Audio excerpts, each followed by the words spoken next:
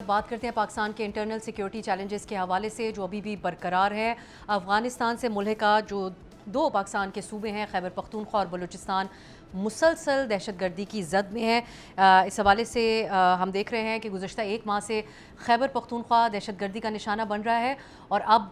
कल कोयटा में चमन फाटक के करीब शटल ट्रेन पर हमला किया गया, जिसमें FCI एहलकारों समेत 14 अफराद आम शहरी जो आसपास मौजूद थे वो शहीद हुए, जबकि 20 से ज़्यादा अफराद ज़ख्मी हैं। ये नंबर्स बढ़ भी सकते हैं, ये खदशा जाहिर किया जा रहा है। इस हमले की जिम्मेदारी कलअदम दहशतगर्द ग्रुप BLA ने कबूल की है और पाकिस्तान का दहशतगर्दी के हवाले से ये वाज़ेह मौक़िफ़ है कि भारत अफ़गानिस्तान के रास्ते बलूचिस्तान और खैबर पख्तूनख्वा में दहशतगर्दी करवा रहा है अफ़गानिस्तान की सरज़मीन को इस्तेमाल करते हुए। तो हम ये जानने की कोशिश करेंगे कि क्या ये जो इस तरह के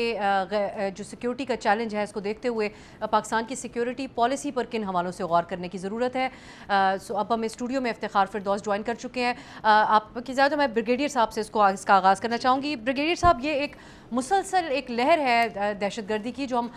खैबर पख्तूनख्वा में भी देख रहे हैं, एक के बाद एक वाक़यात, जैसा कि बन्नू में हुआ और दीगर, और अब बलूचिस्तान में भी एक ही पैटर्न हमें नज़र आता है। ट्रेन पर मवासलात के निज़ाम को अटैक करना और उसके अलावा एक कोऑर्डिनेटेड अटैक जो हमने देखा था मुख्तलिफ शहरों में आज से कुछ महीने पहले। सो ये अपनी नौयत के दहशतगर्दी के बड़े वाक़यात हैं। इस बढ़ती दहशतगर्दी की आपकी नज़र में क्या वजह है? देखें जी, मेरे ख्याल में timings are very important, specially जब देखें कि चाहे वो खैबर पख्तूनख्वा में हमने देखा बन्नू में वाक़यात हुए हैं, और इसके बाद कल की वर्क मरवत में सराय नौरंग में वाक़या हुआ, इसके बाद जंड में 160 हमला हुआ, नॉर्थ वजीरिस्तान में काउंटर टेररिस्ट ऑपरेशन हुए हैं, शिवा में हुआ, स्पिनवाम में हुआ, या बाजोड़ में रिसेंटली हमने वहाँ पे वाक़यात देखे हैं। और इसके बाद आप बलूचिस्तान में देखें, स्पेशली ये चमन फाटक वाला एरिया है, तो स्पेशली ये country timings are very important. जब हर जगह पे पाकिस्तान की बात हो रही है, पाकिस्तान का geostrategic profile that has region, और पाकिस्तान एक बहुत इम्पोर्टेंट जियो स्ट्रेटेजिक किस्म की नेगोशिएशन, सेंसिटिव नेगोशिएशन करवा रहा है। दुनिया सब मुतरिफ है पाकिस्तान की। उस मौके पे कोशिश इंडिया ने ये की है कि जो देखें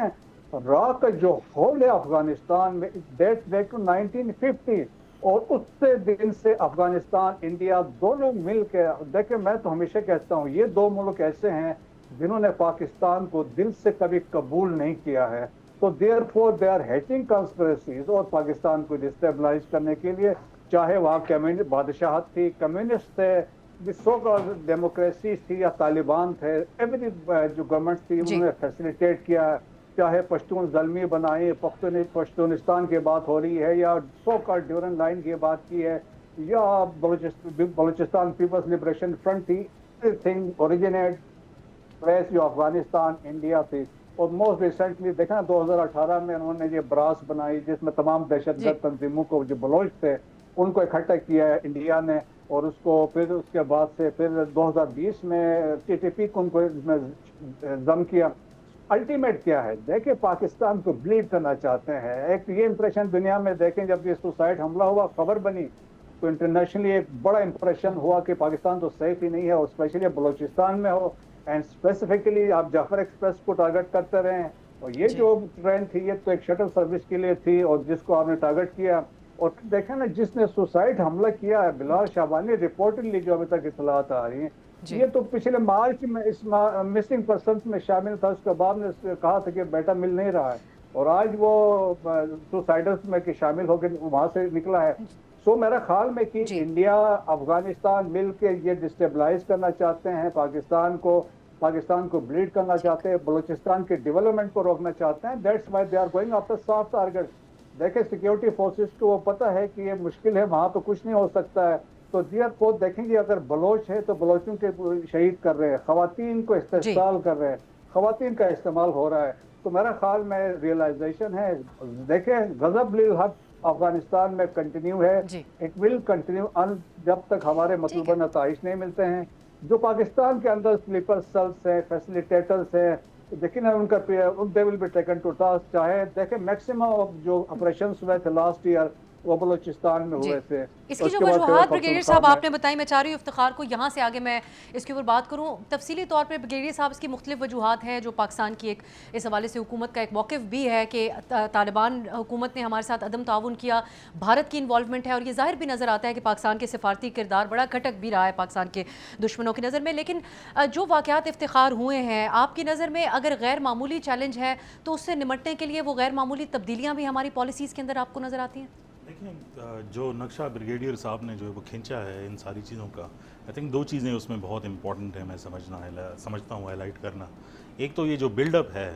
ये कोई एक दिन के अंदर जो है वो नहीं हुआ, और उन्होंने उसकी एक हिस्टोरिकल जो ट्रैजेक्टरी है वो बताई है कि कौन कौन से सबवर्सिव एलिमेंट्स थे ओवर द टाइम के, उसके अंदर जो है उन सब का एक मिल जोड़ और गठ जोड़ बनकर जो है पाकिस्तान को नुकसान पहुंचाने के लिए। द अदर इम्पॉर्टेंट पॉइंट है कि ये ऑक्सिलेट होता है, कभी उसमें इंटरनल जो है वो फ्रैक्चर्स जो है वो सबब बनते हैं, और कभी एक्सटर्नलाइज एलिमेंट्स होते हैं जो प्रॉक्सी वॉर की शक्ल में जो है वो नज़र आते हैं। इस दौर में जब हम बात करें अभी इस वक्त की, मैं ये समझता हूँ कि पाकिस्तान पर एक्सटर्नल जो एक साया है इन्फ्लुएंस का, और उन्होंने तो सिर्फ अफ़गानिस्तान और इंडिया की जो है वो बात की, आई थिंक जो उसमें अब एस्केलेशन जो नज़र आती है उसमें एक इजरायली फैक्टर को हम इग्नोर जो है वो नहीं कर सकते। और ये इस तरह सामने नहीं आता जिस तरह आम लोग, क्योंकि ये बेसिकली इंटेलिजेंस और काउंटर इंटेलिजेंस के रेलम की बातें होती हैं, तो जब आप इसको आवाम के सामने पेश करते हैं तो उनको तो वो चीज़ें नज़र आती हैं